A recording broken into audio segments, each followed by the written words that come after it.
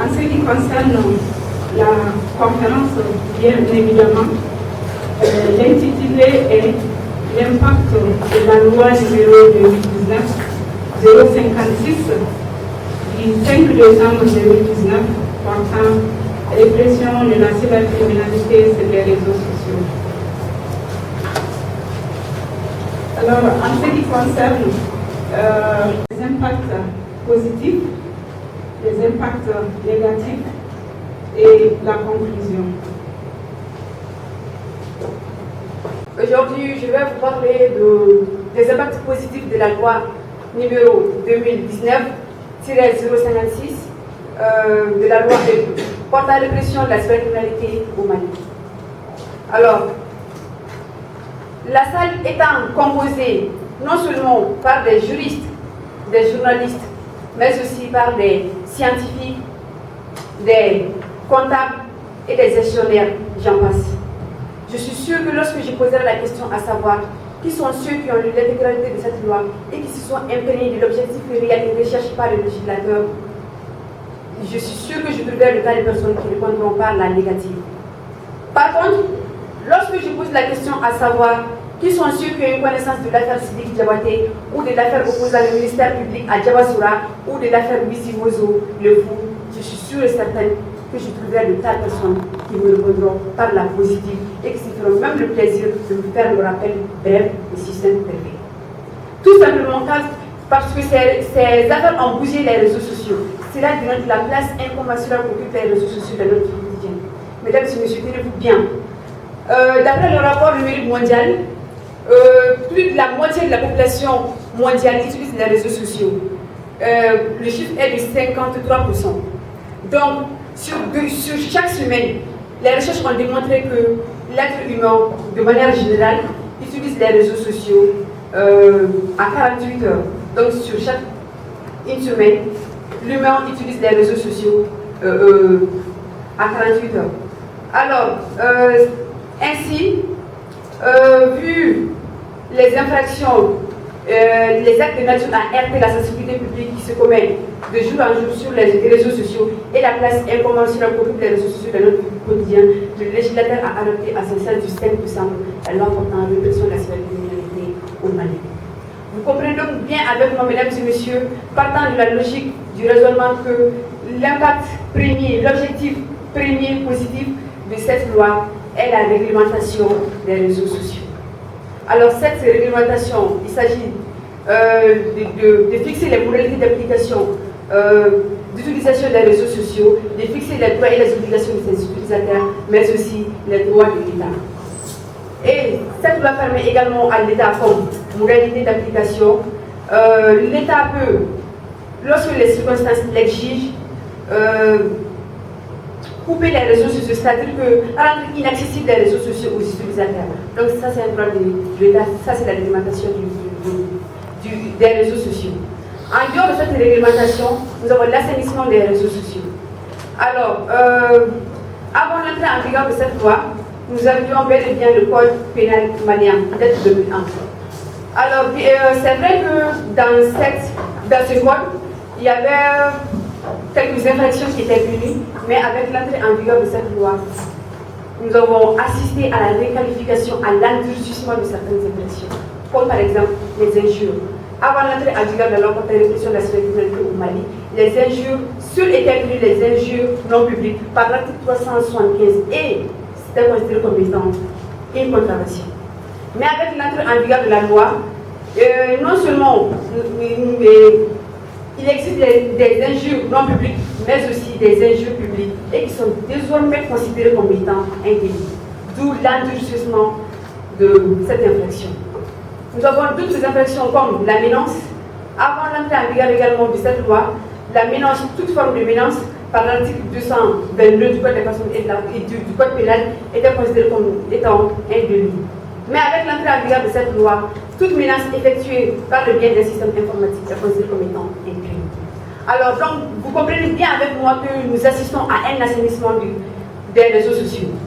En dehors de cet assainissement, bien avancé également, nos recherches du 10 septembre 2021 tout près nous ont permis de savoir que depuis l'entrée en vigueur de cette loi, nous avons assisté à l'arrestation des célébrités, dont le nombre exact en commune 4 est de 9 célébrités et en commune 3 est de 6 arrestations et d'autres arrestations sont également en cours.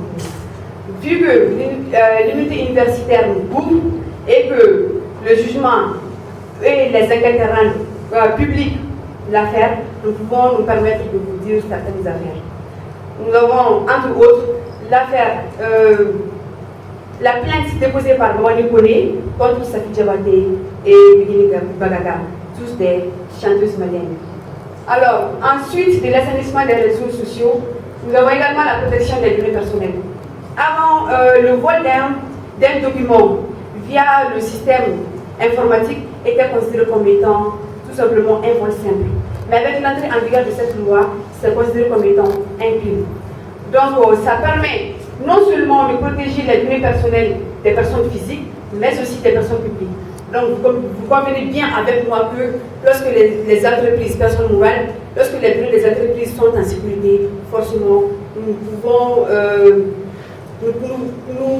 nous attendre à un engouffrement de l'économie nationale.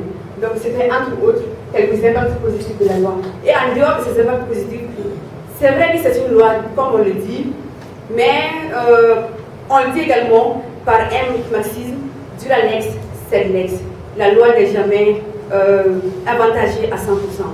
D'où l'objet pour nous également d'analyser les impacts négatifs, mais qui sera effectué par un autre camarade. Merci. C'est tout ça, je cantais, auditrice en master de droit public. Aujourd'hui, je vais vous parler des impacts positifs de la loi numéro 2019-056 de la loi portant la répression de la cybercriminalité au Mali. Alors, la salle étant composée non seulement par des juristes, des journalistes, mais aussi par des scientifiques, des comptables et des gestionnaires, j'en passe. Je suis sûre que lorsque je poserai la question à savoir qui sont ceux qui ont eu l'intégralité de cette loi et qui se sont imprégnés de l'objectif réalisé recherché par le législateur, je suis sûre que je trouverai le tas de personnes qui répondront par la négative. Par contre, lorsque je pose la question à savoir qui sont ceux qui ont une connaissance de l'affaire Sidiki Diabaté ou de l'affaire opposant le ministère public à Diabasoura ou de l'affaire Louis Vozo, le fou, je suis sûre et certaine que je trouverai le tas de personnes qui me répondront par la positive et qui se feront même le plaisir de me faire le rappel bref et si simple que fait. Tout simplement parce que ces affaires ont bougé les réseaux sociaux. À 48 heures, donc sur chaque une semaine, l'humain utilise les réseaux sociaux à 48 heures. Alors, ainsi, vu les infractions, les actes de nature à heurter la sensibilité publique qui se commettent de jour en jour sur les réseaux sociaux et la place inconventionnelle pour des réseaux sociaux dans notre vie quotidienne, le législateur a adopté à ce du 5 décembre la loi portant répression de la cybercriminalité au Mali. Vous comprenez donc bien avec moi, mesdames et messieurs, partant de la logique du raisonnement que l'impact premier, l'objectif premier positif de cette loi est la réglementation des réseaux sociaux. Alors cette réglementation, il s'agit de fixer les modalités d'application, d'utilisation des réseaux sociaux, de fixer les droits et les obligations de ces utilisateurs, mais aussi les droits de l'État. Et cette loi permet également à l'État comme modalité d'application. L'État peut, lorsque les circonstances l'exigent, couper les réseaux sociaux, c'est-à-dire que rendre inaccessibles les réseaux sociaux aux utilisateurs. Donc ça, c'est le droit de l'État, ça c'est la réglementation des réseaux sociaux. En dehors de cette réglementation, nous avons l'assainissement des réseaux sociaux. Alors, avant l'entrée en vigueur de cette loi, nous avions bel et bien le code pénal malien, peut-être 2001. Alors, c'est vrai que dans ce code, il y avait quelques infractions qui étaient punies, mais avec l'entrée en vigueur de cette loi, nous avons assisté à la requalification, à l'endurcissement de certaines infractions, comme par exemple les injures. Avant l'entrée en vigueur de la loi portant répression de la cybercriminalité au Mali, les injures sur et terminé les injures non publiques par l'article 375 et c'était considéré comme étant une contravention. Mais avec l'entrée en vigueur de la loi, non seulement il existe des injures non publiques, mais aussi des injures publiques et qui sont désormais considérées comme étant un délit. D'où l'endurcissement de cette infraction. Nous avons d'autres infractions comme la menace. Avant l'entrée en vigueur également de cette loi, la menace, toute forme de menace, par l'article 222 du Code des personnes et du Code pénal, était considérée comme étant un délit. Mais avec l'entrée en vigueur de cette loi, toute menace effectuée par le biais d'un système informatique est considérée comme étant un délit. Alors, donc, vous comprenez bien avec moi que nous assistons à un assainissement des réseaux sociaux. En dehors de cet assainissement, vont bien avancer également nos recherches du 10 septembre 2021 tout près nous ont permis de savoir que depuis l'entrée en vigueur de cette loi, nous avons assisté à l'arrestation des célébrités, dont le nombre exact en commune 4 est de 9 célébrités et en commune 3 est de 6 arrestations. Et d'autres arrestations sont également en cours. Vu que l'unité universitaire nous couvre et que le jugement et les enquêtes rendent public l'affaire, nous pouvons nous permettre de vous dire certaines affaires. Nous avons, entre autres, l'affaire, la plainte déposée par Mwani Kone contre Safi Diabaté et Bikini Bagaga, tous des chanteuses maliennes.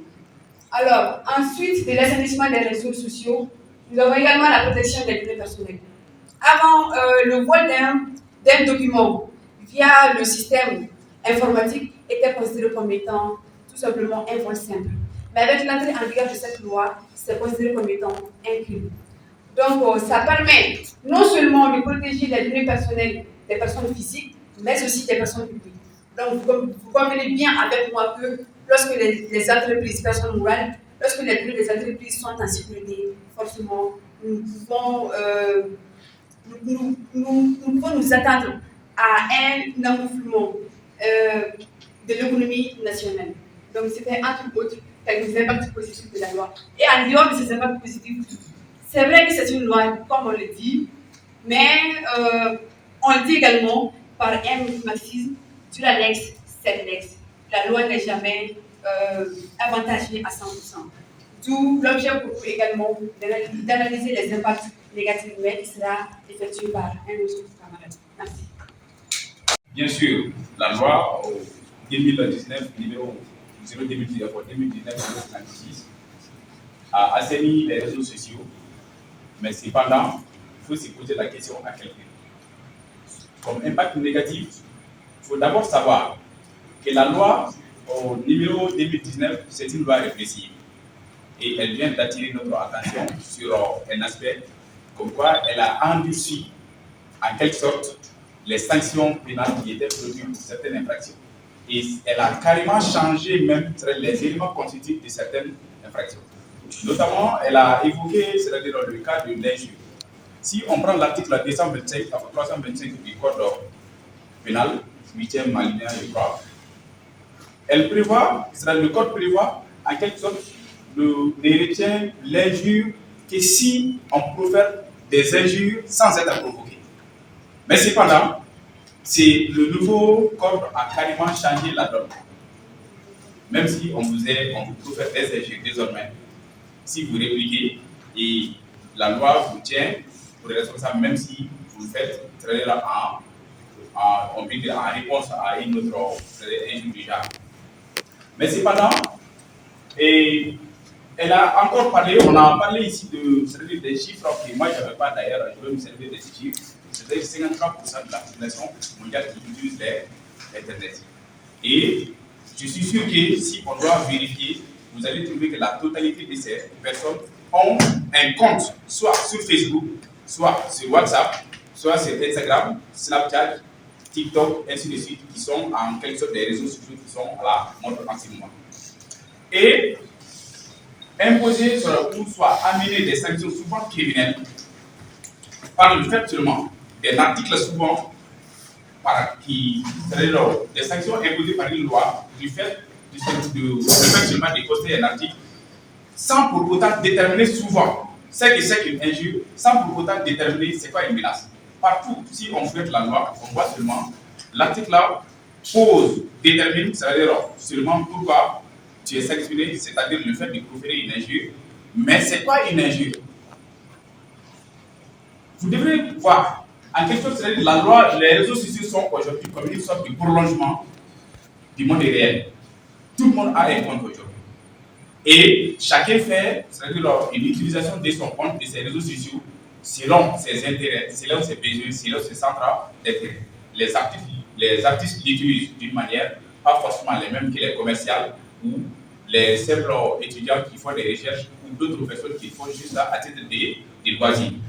Et si on doit réprimer un commerçant qui utilise les réseaux sociaux au même titre qu'un étudiant, au même titre qu'un simple c'est-à-dire citoyen lambda qui l'utilise à des fins de loisirs, vous allez voir qu'il y aura une sorte d'amalgame.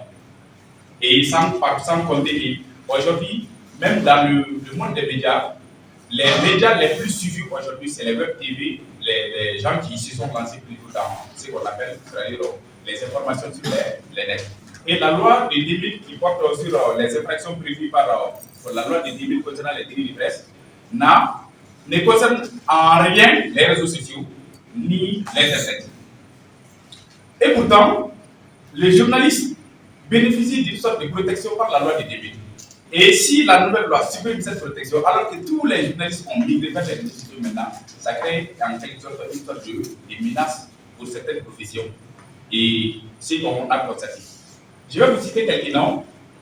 Raspage, Abounian, Koubafade, et Mamadou Youssouf Keita, Petit Kiba, ou Mamadou Keita, alias Pété. C'est des gens, vous avez, qui n'ont aucun rapport, à part les réseaux sociaux. Mais ils ont tous fait un séjour à un moment donné à la MSA du fait de ces réseaux.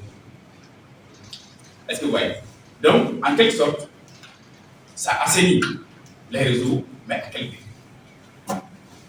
Et quelque part encore, en plus des menaces, c'est-à-dire que la loi apporte, cette loi constitue un réel danger pour l'équité dans la procédure. On demande à un juge judiciaire d'appliquer une loi sur une matière qui est carrément, on peut dire, nouvelle au Mali, les réseaux sociaux, la connexion Internet, même si nous, la dernière génération, nous avons grandi avec ça. Mais je suis sûr qu'il y a plusieurs anciens qui ont du mal à distinguer Facebook et WhatsApp jusqu'à présent, ou soit à faire des publications. On punit les injures sur une page qui comporte une photo et un nom, mais quelle garantie avons-nous que ces comptes appartiennent bien à cette personne? Parce qu'il faut reconnaître aussi que certains se sont tellement développés à ces jeux qu'il y a des piratages à tout bout de champ. La loi protège les gens contre ces piratages, mais la loi a prévu seulement des sanctions, mais nulle part, j'ai fouillé la loi, je n'ai pas vu les noms de spécialistes en la matière qui doivent épauler la justice. En matière économique, j'ai vu la loi sur la corruption, sur le pôle économique. Il y a des conseillers spécialisés auprès des juges qui sont chargés de réprimer ces infractions pour orienter souvent la quête du juge, parce que le juge n'est pas forcément spécialiste en matière économique. Et je crois que c'est devrait être le cas. Ici, on doit juger une personne qui a un compte Facebook, qui voit un jour, il y a une injure là-dessus, le compte peut être piraté par n'importe qui, et pas forcément le propriétaire du compte. Mais si le juge se met à juger la personne du fait des publications des éléments retrouvés sur les comptes, sans que le compte soit audité, soit vérifié, soit expertisé par un spécialiste en la matière, et ces spécialistes n'ont pas été prévus pour le moment, et il n'y a même pas de décret d'application souvent pour essayer de déterminer les contours ou essayer de clarifier certaines dispositions de cette loi. Et en quelque sorte, si on va plus loin encore, les réseaux sociaux ont été un facteur de développement de beaucoup de domaines, notamment le rap, notamment les commerçants. Tout le monde a une page aujourd'hui. On fait des publicités, on vend tout et on achète tout sur les réseaux sociaux. Et les artistes aussi l'utilisent à leur fin. Et souvent, vous voyez dans les années 2014 ou 2015, pratiquement les rappeurs qui font aujourd'hui la fierté du Mali aujourd'hui, ils étaient versés dans un style musical qu'on appelait le clash. Vous savez ce que c'est? C'est des genres de musique, c'est-à-dire dans lequel les rappeurs s'affrontent. mais dans un cadre artistique. Ils se disent des choses dans un jargon qui est propre à leur monde. Ils se lancent des mots souvent pas jolis, mais cela n'est pas forcément des injures. Des injures comme, c'est-à-dire tendant à porter atteinte à l'intimité ou à l'honneur de la personne. On a vu aujourd'hui le jeu d'arapel là, comment on appelle bon, pas Virtuoso, mais l'autre, comment il s'appelle Iba Montana. Exactement. Automatiquement, au bout de 2 ans, il est devenu une star, seulement du fait des réseaux sociaux. Mais les mots qu'il emploie, ça choque certains souvent. Mais c'est des mots qui sont propres à un domaine, à une profession, à un art. Et souvent, tout le monde n'est pas amené à accepter ces choses-là dans ce monde. Si on se met aujourd'hui à chanter les mots d'Ibama, de Virtuoso, vous allez voir qu'il y a des termes qui choquent. Et c'était la même chose pour Ibawan il y a un certain nombre d'années, c'était la même chose pour Gaspi il y a un certain nombre d'années. Ces gens ont imposé leur notoriété du fait de ces genres de style. Et aujourd'hui, les réseaux sociaux sont devenus un vecteur que tout le monde doit s'en servir pour atteindre un objectif. Mais si on impose systématiquement des sanctions et souvent criminelles, seulement pour certains mots qui sont qualifiés d'injures, alors que ces mots ont un autre sens dans d'autres milieux spécifiques. Donc, souvent, vous voyez l'intérêt pour cette loi d'être encadrée, sinon ça va avoir des impacts néfastes sur la créativité de ces jeunes artistes et ce qui peut amener une sorte de manque de productivité. Sans parler encore, c'est-à-dire les personnes qui sont visées du fait de l'utilisation des réseaux sociaux, la plupart sont compris entre une tranche d'âge, c'est-à-dire qui sont entre 15, 16 jusqu'à 40 ans. Et ces mêmes personnes, du fait de les maintenir en prison, souvent pour des faits criminels et du fait seulement des petits postes sans mauvaise intention, ça peut avoir des impacts nocifs, non seulement sur l'utilisation des réseaux sociaux, mais dans la vie pratique, dans le monde réel et sur beaucoup de plans, plan social, plan économique. On peut développer un débat là. Mais puis, qu'on n'a pas le temps, je vais m'arrêter là et vous laisser la parole à d'autres camarades. Nécessaire. Tout a été presque pratiquement dit. Donc, je vais essayer de faire des synthèses sur l'ensemble de tout ce qui a été dit. Donc, on peut dire les dispositifs moyens, ça résout la cybercriminalité, qui est la loi numéro 056 du 5 décembre 2019. Pratiquement, on peut dire que c'est un dispositif qui est assez complet, mais quand même, il persiste toujours des lacunes qu'il faut corriger dans les jours à venir. Donc je vais essayer de parler sur ces points, les 4 points pour faire mon synthèse. Donc, comme ils ont eu à dire, on a pu constater quand même que cette loi a permis vraiment au Mali, à notre pays, d'avoir assaini les réseaux sociaux. Comme vous constatez toujours avec moi, il y a des gens qui sont là, vraiment qui n'ont aucun respect envers. C'est-à-dire, on dirait qu'il n'y a aucune grande personnalité dans ces pays. Les gens se permettent de dire tout ce qu'ils veulent sur les réseaux sociaux, en insultant les gens. On a les leaders religieux, les dirigeants du pays. C'est-à-dire personne n'est épargné dans ces pays-là à cause de ces réseaux sociaux-là. À chaque fois que vous montez sur les réseaux sociaux, vous verrez que dans une page, quelqu'un est en train de dire des bavures sur votre personne. Donc avec cette loi, on a quand même eu à savoir vraiment que notre pays a fait un grand pas pour assainir les réseaux sociaux. Et également la restauration de l'autorité de l'État. Parce qu'une loi, nous savons tous que c'est l'État quand même qui met en place une loi. Soit c'est l'Assemblée nationale, soit ça provient souvent de l'exécutif et du gouvernement. Donc, quand même, c'est l'État qui a su vraiment qu'il faut vraiment qu'il est temps que le Mali ait un dispositif vraiment pour réprimer ses comportements sur les réseaux sociaux. Comme d'ailleurs dans notre pays, mais notre pays n'avait pas eu à légiférer en la matière. Donc, à travers ça, l'État a vraiment assumé ses responsabilités. Parce que tous ces comportements, on a vraiment compris que ça a été à un certain niveau que vraiment c'était inadmissible. Toutes les personnes ici ont fait victimes de bavures sur les réseaux sociaux. personne n'était épargné. Donc, il fallait vraiment l'intervention de l'État pour pouvoir mettre le frein sur ces comportements sur les réseaux sociaux. Ça, c'est également une avancée. Également, on a constaté que c'est un droit qui est gêné. Parce que, vraiment, cette loi, elle est venue dans un moment vraiment qui a trouvé que notre pays était vraiment fragile. Parce que il y a beaucoup de choses, trop de choses ici dans notre pays qui étaient vraiment. Les situations ont changé. C'est qu'il y a aussi fait que la crise, notre pays connaît aussi beaucoup de crises, des crises multidimensionnelles, notamment la crise qui a suivi le nord du pays. Également, ça a ajouté aussi la crise sanitaire également. Donc, c'est un droit géré et c'est venu. Donc, l'application de cette loi, elle est vraiment incomprise. Même les magistrats qui sont chargés à appliquer cette loi, vraiment, on a constaté qu'il y a des lacunes par rapport à l'application de cette loi. Et c'est d'ailleurs, nous avons constaté sur les réseaux sociaux, même si vraiment, je ne suis pas magistrat, mais quand même, j'ai à constater qu'ils ont même organisé une conférence, une séminaire aux magistrats pour qu'ils puissent vraiment s'imprégner de cette loi. Parce que l'application, vraiment, ça a commencé à faire du beau. Parce que non seulement ces gens-là n'ont pas compris réellement ce que cette loi veut réellement dans notre pays. Donc, contrairement aux autres pays, à l'instant d'autres pays, nos pays voisins, notamment la Côte d'Ivoire, le Sénégal, on a vu que ces gens sont vraiment une loi sur la cybercriminalité. Mais notre pays n'avait pas cette loi. Donc, ce qui fait que cette loi, elle est jeune. Aussi, c'est l'application qui fait défaut.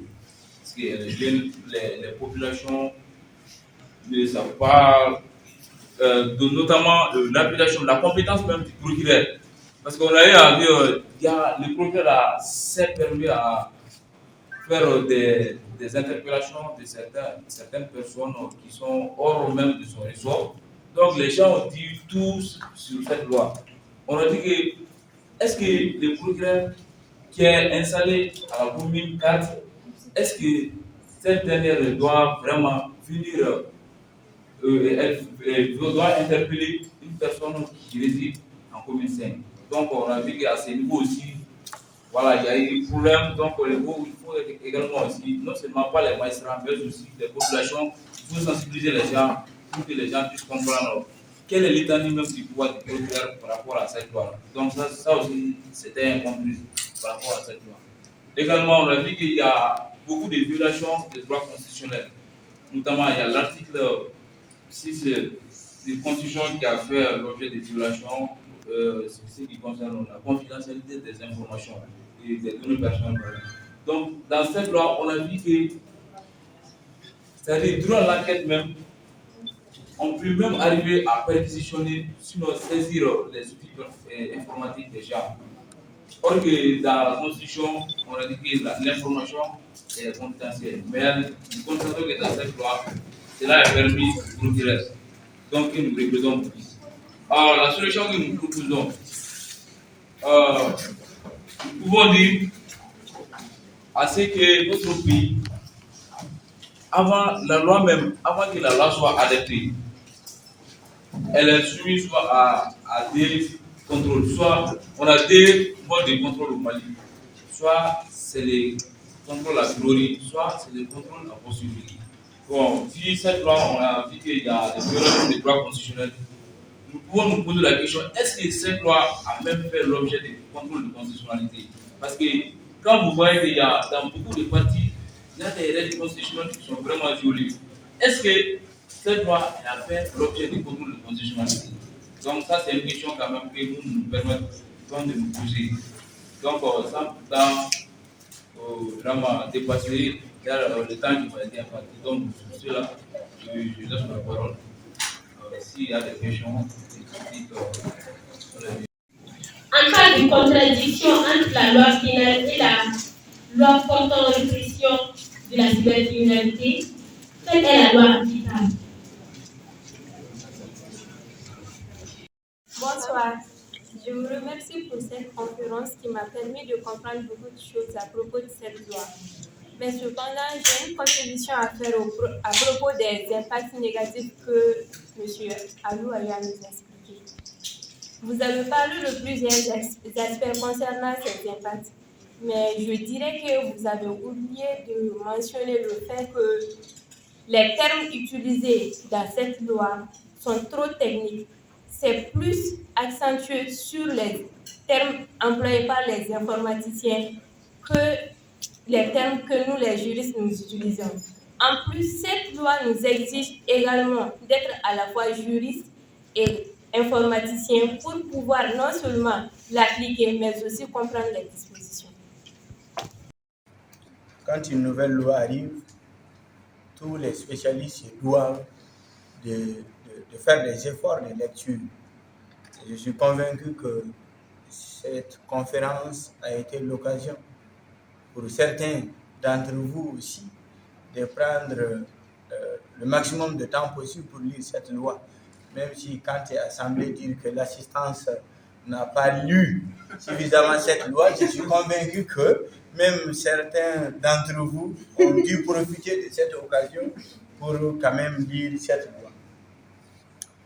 Vous avez formulé le thème sous forme d'impact.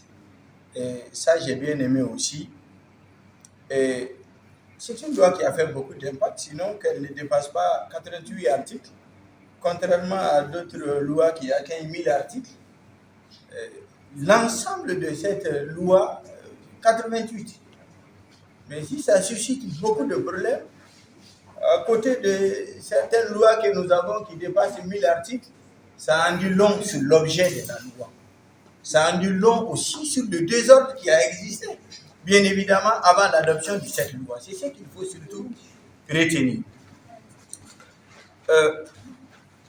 Il faut retenir que cette loi n'est pas une loi malienne, comme certains ont semblé dire. Ce n'est pas une loi malienne en tant que telle. C'est une loi communautaire, si vous voulez bien. Le dispositif est communautaire. Aujourd'hui, nous sommes dans une zone géographique économiquement organisée. Nous sommes dans une zone géographique qui est non seulement économiquement organisée, mais aussi juridiquement organisée. L'intégration juridique, l'intégration économique a poussé les États membres de la CEDEAO à adopter sur plusieurs questions une législation communautaire. Et le cyberespace n'a pas été épargné. Donc, depuis 2011, les États membres de la CEDEAO ont exprimé le besoin d'assainir le cyberespace. Malheureusement, notre État a été très lent dans la transposition de ces dispositifs communautaires. Tenez-vous bien, pour une directive adoptée en 2011, le Mali n'a procédé à la transposition qu'en 2019, 8 ans après l'adoption au niveau communautaire. Donc, nous avons dû supporter 8 ans de désordre pour, en tout cas, revenir respecter nos engagements communautaires.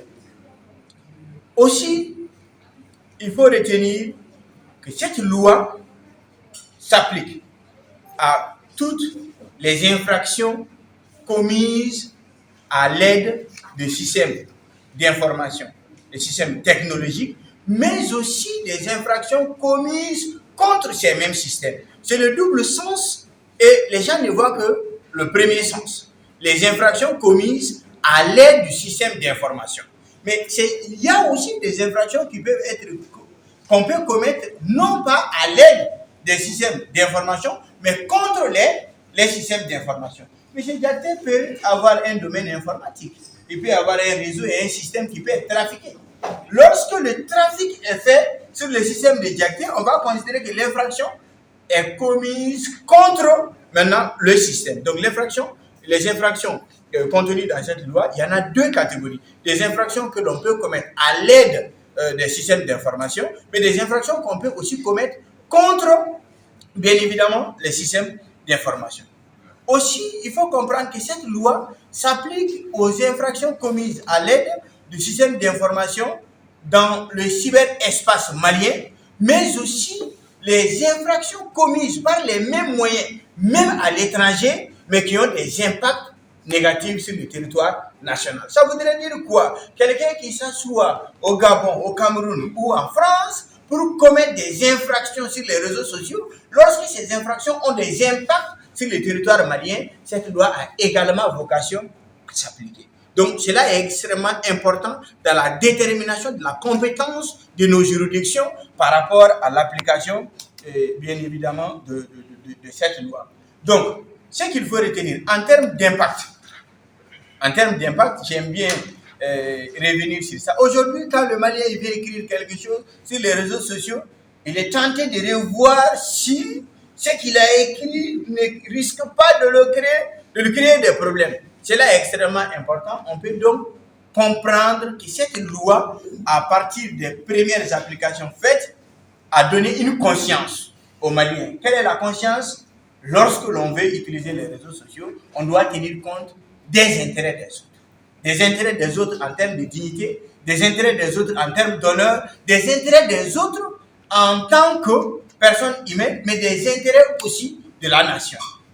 Voyez-vous que cette loi réprime le racisme fait par les actes xénophobes, les actes de racisme, les injures, les menaces, les trafics. Donc aujourd'hui, première chose importante qu'on peut citer comme impact, c'est la conscientisation. Les gens savent maintenant que on est libre d'utiliser les réseaux sociaux, mais on n'est pas libre de dire ce qu'on veut sur les réseaux sociaux.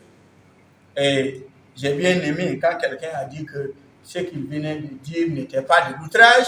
Cela voudrait dire que l'éducation aussi qu'on a voulu donner par l'application de cette loi, en tout cas en sanctionnant certains individus de la place pour outrage, ce message aussi est passé. Cela est extrêmement important. Donc cette loi a permis aujourd'hui, parce qu'à l'avènement des réseaux sociaux au Mali, peut-être on peut le nier, nous nous sommes chacun donné assez de liberté. Et aujourd'hui, nous sommes en train de faire l'autocritique de notre propre façon d'utiliser les réseaux sociaux. Moi-même, j'ai des publications sur l'ancien président. Je n'étais pas encore magistrat, heureusement. Si je peux les supprimer, je les supprimerai. Voyez bien, parce que quand on le faisait, on n'avait aucune idée, on n'avait pas de législation très claire, bien évidemment, sur la question. Donc, aujourd'hui, nous avons une législation qui assainit le cyberespace. Nous avons une législation qui protège notre cyberespace, tant par les infractions qui sont directement commises sur le territoire national, mais aussi des infractions commises à l'étranger, mais ayant des impacts sur le territoire national. Cela est extrêmement important. Comme impact, vous avez aussi parlé de la méfiance de certains hommes de la presse qui se sentent menacés, et bien évidemment par la rigueur de la loi. Mais si la loi vous prive d'une liberté, considérez que cette liberté ne fait plus partie de votre liberté. Parce que votre liberté, vous la tirez de la loi. Donc vous ne pouvez pas considérer une rigueur de la loi comme étant une menace. Puisque la liberté, vous la tirez de la loi. Elle vient l'encadrer. Et lorsqu'elle vous prive d'une partie de votre liberté, en républicain, vous devez rester derrière la loi. Aussi, ce qui est important, en réalité, une personne n'est menacée. Et aucune liberté n'a été véritablement réduite. La réalité, c'est quoi? C'est que certains désordres étaient tolérés. Cela n'est plus le cas. Puisque cette loi, parlons-en objectivement, ne prévoit pas quelque chose comme étant une infraction qui ne valait pas la peine. Moi, je peux mettre les gens au défi de me dire une seule infraction contenue dans cette loi qui, objectivement, vous voyez, ne valait pas la peine. Mais je suis totalement d'accord avec vous. Quand vous avez, dans votre analyse, c'est pourquoi j'ai dit, vous avez à critiquer. Vous voyez, je trouve aussi que les sanctions sont disproportionnelles par rapport à certaines infractions. Mais je vais chez M. Diakité à son domicile, je les menace physiquement de mort, la sanction, elle est délictuelle. Mais je m'assois sur les réseaux sociaux, je dis à Diakité, si je te trouve, je vais te tuer, la sanction est criminelle. Voyons qu'il y a une disproportion quand même. Et pour nous, Africains du Mali, quelqu'un qui s'assoit derrière son téléphone pour te menacer, présente moins de dangers que quelqu'un quand même qui peut se déplacer, se rendre à ton domicile et te menacer. Mais quand on regarde effectivement la loi, l'article 222, une menace de mort faite physiquement et réellement est punie comme étant un délit. Tandis qu'une menace désormais faite par les voies des réseaux sociaux, par les moyens de l'information, constitue un crime. On peut bien évidemment critiquer la nouvelle législation et estimer qu'une sanction disproportionnelle a été introduite. Donc je suis totalement d'accord avec ça aussi. Vous avez aussi estimé que le procès il peut manquer d'équité. Il peut manquer d'équité parce qu'on n'a pas la certitude que les noms utilisés, les pseudonymes utilisés désignent effectivement la même personne. Mais à ce niveau, j'ai envie de vous dire qu'on ne va pas tout simplement prendre un pseudonyme et coller à un individu, venir lui coller une sanction. Il y a toute une procédure qui précède et il y a tout un débat contradictoire réel. Et la règle, elle est connue. Lorsque, à la fin des débats, il y a un doute, le doute profite à la personne qui est soupçonnée être auteur de l'infraction. Donc, on ne peut pas estimer que le procès manque d'équité parce qu'il y a un risque de confusion à partir des noms, parce que nous avons des unités d'enquête, certes, qui manquent de spécialisation. Nous avons des parquets qui mènent des enquêtes qui, certes, ont besoin de spécialisation. Quand j'ai parlé d'unités d'enquête, j'ai dit qu'il manque de spécialisation, mais quand je parle de parquet, j'ai dit qu'ils ont besoin de spécialisation. Je le fais par exprès. Vous voyez, parce que le juge, il est supposé être au top niveau des choses et la carence qui nous est imputée, nous la rejetons catégoriquement et nous estimons que nous avons toute la technicité utile aujourd'hui pour faire face, en tout cas, à l'application stricte et correcte de cette loi, parce qu'en cas de difficulté, les lois de la République nous donnent le droit de recourir à l'expertise par des moyens juridiques. Vous voyez, donc cette insuffisance aussi peut être balayée parce que les lois de la République nous permettent de commettre un expert pour nous éclairer toutes les fois que nous estimons que cela est utile. Donc à ce niveau aussi, je suis d'accord avec vous aussi que la loi comporte des expressions inaccessibles. Il y a des expressions, vous pouvez lire cette loi de 88 articles, vous allez lire certaines dispositions, vous n'allez rien comprendre, il vous faut appeler un informaticien, un juriste pour pouvoir en tout cas vous en sortir. Cela aussi dans le style de rédaction pose problème. Donc dans l'ensemble, je trouve que vous avez fait un travail formidable, vous avez identifié des impacts réels, visibles avec des exemples qui sont très clairs et connus de tous. C'est vraiment dans votre actif, je voudrais vous remercier et féliciter pour ça. Je voudrais aussi dire que peut-être par erreur en parlant, vous avez dit que l'article 375 du code pénal prévoyait les injures non publiques, mais votre collègue a rectifié. Le code pénal n'atteint pas l'article 275. Le dernier article, c'est l'article 325. Donc au lieu de 375, c'est bien l'article 325, et vous avez bien répondu à celui qui a estimé que l'article 6 de la Constitution était violé. Non, l'article 6 de la Constitution prévoit le respect des droits privés, de la vie privée, du domaine, mais prévoit dans le dernier alinéa que des lois peuvent prévoir des conditions dans lesquelles on peut en tout cas porter atteinte, bien évidemment, à cette vie privée dans les conditions. Et cette loi sur la cybercriminalité doit être considérée comme une loi qui vient encadrer cela. Donc chapeau au groupe, je m'arrête là. Merci. Depuis le début, à partir du titre déjà, lorsque j'ai vu impact, je me suis dit là, il y a de l'analyse. Et j'ai senti de l'analyse. Dans la méthodologie, j'ai senti d'abord qu'il y a vraiment une tentative qui a bien réussi. Dans la forme, ce que je déplore, c'est un peu les majuscules. Vous avez tout mis en majuscules, ça, c'est des choses à éviter. Vous avez déjà commencé par un rappel historique, même si cela est venu en retard. Je crois que quelqu'un l'a fait, mais après, vous avez dit que, c'est toi, Alou, en parlant, vous avez dit qu'avant ce code-là, il y avait le code pénal, là, avant ça. Donc, ça devait venir un peu plus tôt, historiquement. C'est le seul bémol que j'ai vu, sinon j'ai vu un contexte que vous avez évoqué, j'ai vu une problématique que vous avez évoqué, des objectifs qui ont été dit, j'ai vu des chiffres, des exemples, j'ai vu une prise de position, j'ai vu des tentatives d'interprétation. C'est ce qu'on vous demande. C'est tout. On ne nous demande pas de nous faire des rapports. C'est tout ce qu'on nous demande. On nous demande d'analyser. C'est ce que j'ai vu. Comme l'a dit mon prédécesseur. C'est ça. Vous n'êtes pas des panthères.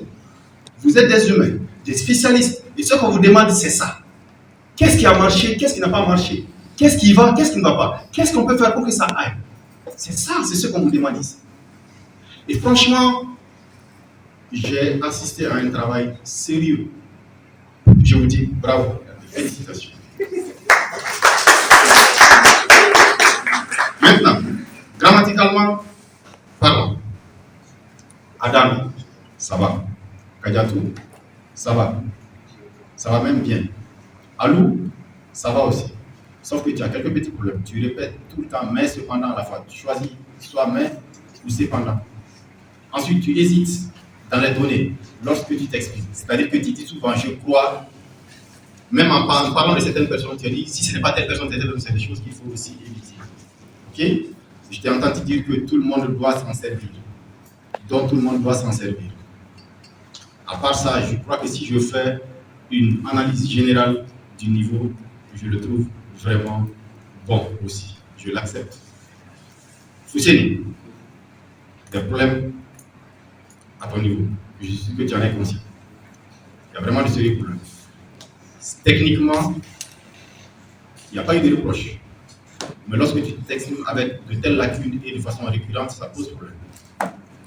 Il y a vraiment trop de problèmes à ce niveau. Donc, c'est ce qu'il faut voir. Mais au-delà de tout ça, ce n'est pas la tache noire qui peut entacher la qualité du lait. Ça reste du bon lait, du très bon lait, consommable, comestible.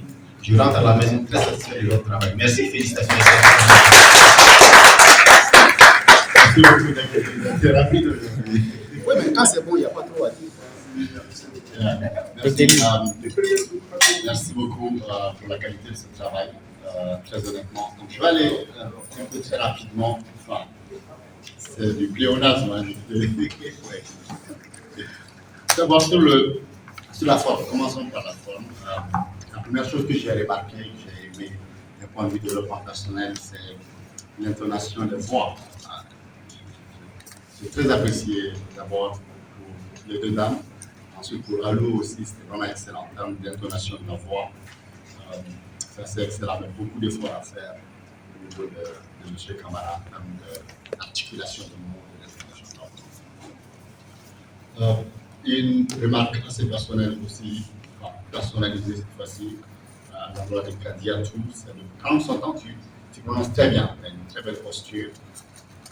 C'est toi, Kadiatou, oui. Tu as une très belle posture, tu occupes très bien l'espace. Les deux dames, enfin tous les trois, avaient vraiment cette appropriation-là de l'espace. Ça, c'était assez excellent. Adam était un peu ici, mais il avait quand même ce charisme naturel-là d'avoir du public, la maîtrise du sujet, c'était assez excellent.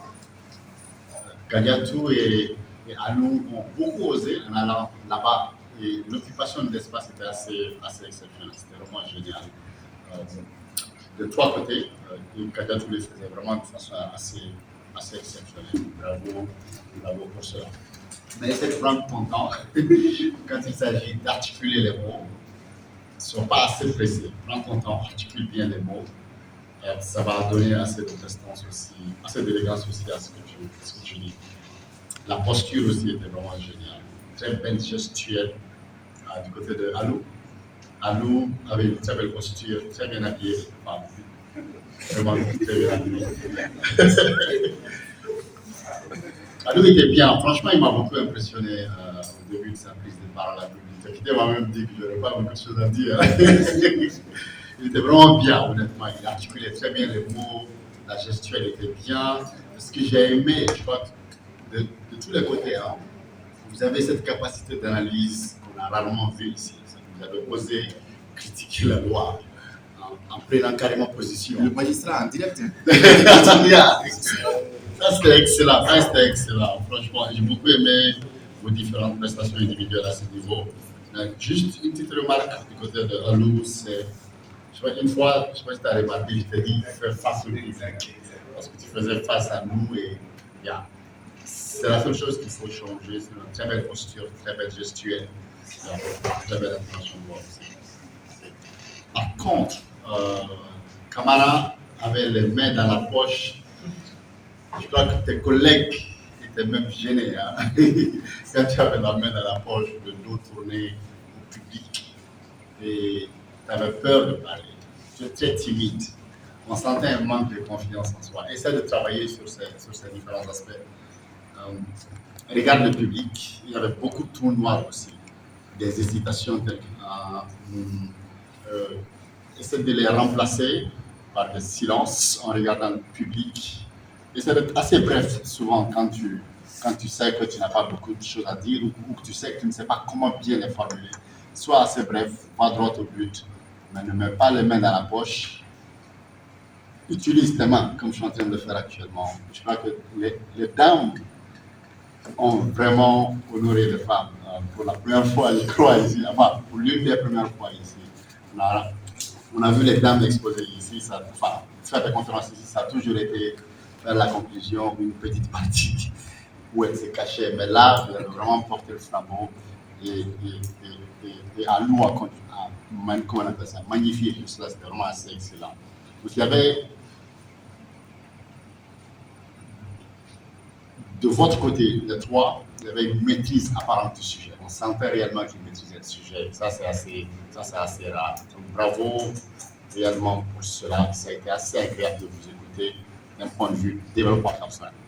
Sur le fond maintenant, l'introduction était assez excellente.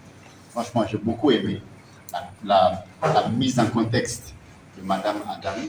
C'était vraiment excellent. La façon de passer de la définition à l'introduction de la loi.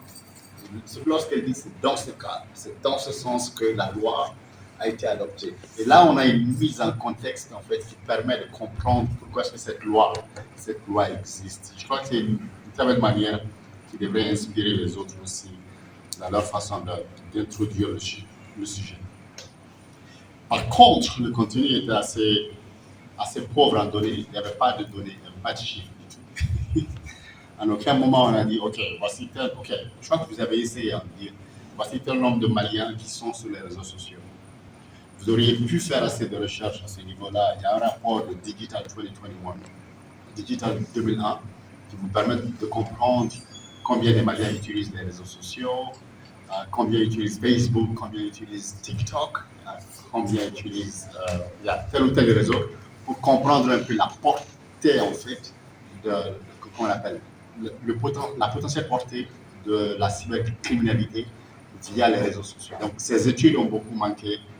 Il y a beaucoup manqué à votre conférence. Prochainement, essayez de les introduire là-dedans. Et aussi, lorsque vous dites l'être humain utilise les réseaux sociaux en moyenne 48 heures par semaine, je crois que ça a été dit par Alou. C'était toi. Okay. Qui a dit ça? Le rapport numérique mondial. Ok, mais est-ce que tu l'as dit lorsque tu disais? 2008, je l'ai dit.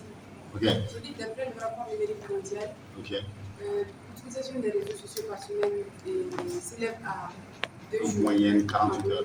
48 heures, ok. Donc, essaie d'accentuer sur le fait que ça vient de ce rapport-là. Peut-être que tu l'as dit, peut-être que je l'ai échappé. Je l'ai noté ici en très belle capacité d'analyse. Franchement, très belle capacité d'analyse de tous les côtés.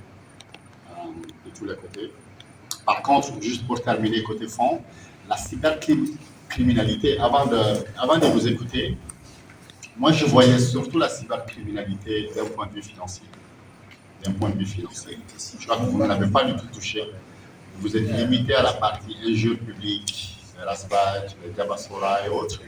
Mais on a rarement vu le côté financier, c'est-à-dire les personnes qui utilisent la technologie pour impacter d'autres personnes afin de soustraire tout ce qui est tentative frauduleuse d'argent. Le vol, toutes ces infractions peuvent être commises. C'est ça. Je crois que ça a beaucoup manqué dans votre conférence, mais dans l'ensemble, c'était une très belle recherche. Les articles spécifiques sur l'escroquerie par le système d'information, sur le vol aussi par ce même système. C'est ça. Vous pouvez couvrir ces différents points-là. Peut-être pour terminer juste la nomination des titres, prochainement, vous pouvez aussi, au lieu de dire les impacts positifs, vous pouvez peut-être dire les avantages ou, comment on appelle ça? Les inconvénients. Ouais, avantages et inconvénients. En général, c'est dans ce... C'est ça, exactement. C'est dans ce sens, en général, qu'il y a des juristes. C'est beaucoup plus technique, beaucoup plus professionnelle aussi dans la façon de faire. Mais franchement, je suis très très fier, honnêtement, de votre capacité de présentation. Et surtout, bravo et bon courage. Merci de prendre care. Je me nomme Kadiatou Sadio Kanté, auditrice en master de droit privé. Vraiment, je suis honorée et très fière de moi-même. Je ne savais pas que j'étais aussi capable, en tout cas, de parler devant une centaine de personnes à peu près. Donc, je pense que je dois remercier les membres du jury. Et pour cela, je dois également remercier notre université qui nous a permis vraiment de participer à cette conférence. Vraiment, ça a été avantageux pour nous. Nous avons fait des recherches, ce qui est vraiment constructif pour notre développement personnel même. Nous gagnons beaucoup. D'abord en connaissance, mais aussi en analyse. Cette conférence nous a permis vraiment d'analyser, d'avoir un esprit critique de la loi, mais aussi de l'autre côté de voir également les avantages de la loi. Donc, c'est pas parce que c'est une loi votée par l'Assemblée nationale ou si c'est pas parce que c'est une loi communautaire que ça ne regorge pas d'inconvénients, non. Donc, cette conférence nous a vraiment permis de détecter tout ceci. C'est vrai que la loi, c'est la législation suprême, donc ça s'applique à tout le monde. Mais par ailleurs, en tant que jeune juriste, il faut avoir un esprit critique, c'est-à-dire analyser la loi, voir ce qui ne va pas et ce qui va. Donc, ça va également nous permettre un jour, lorsque nous serons dans l'Assemblée générale, de voir vraiment l'impact réel qu'une loi a sur la population. La loi portant répression de la cybercriminalité, avant tout, c'est une loi. Donc, ça concerne tout le monde, ça profite tout le monde et ça peut être un inconvénient pour tout le monde. Ça dépend de la situation. C'est vrai qu'il y avait le code pénal, mais malgré tout, cette loi portant répression de la cybercriminalité, c'est une loi spécifique. Donc, ça permet de spécifier certaines infractions, en tout cas d'endurcir certains et vraiment d'assouplir d'autres. Neto Kadiatou Sadio Kanté, le master de la explique là. Bi à la conférence mais impact de la loi portant répression de la cybercriminalité au Mali de Camp. Donc, il n'y a pas de parce que ça n'est en conférence qui est à mes recherches prédéquées. Donc, en recherche qui est infiniment femme, en recherche là, donc en recherche partagée, mon là, au kera sababu ka ato olu fana famu ou les questions posées, ou répond. Donc, à kera na fa en belle jelima. En baranya na kosobe. En baranya na en mom du jour ba apprécier parce que oya ye en aklina min taga loin segere. Aklina na kosobe. Loi flene bendika interprétation de bendika interprétation do abi dépend mo ga interpréter ani abi dépend abi appliquer romina. Donc loi flene c'est vrai d'autres pensent cela mais ne bolo du moment où assemblée de loi votée bɛɛ de bɛ jɛ ka fanga di assemblée kelen ma donc ne bolo n'o ye acte fɛn fɛn posé n'o ye jogo fɛn fɛn posé o kan ka bɛn an ma donc an kana a lajɛ k'a fɔ ko a bɛ an ka liberté bɔ an bolo mais juste dɔrɔn an ka essayer k'a côté positif lajɛ an ka baara kɛ ni o ye parce que comme on le dit bien trop de liberté tue la liberté donc ni liberté cayara an bolo kojugu a bɛ se ka na ni ko wɛrɛw ye mɔgɔw ka laɲini tɛ min ye donc o de kama loi in taara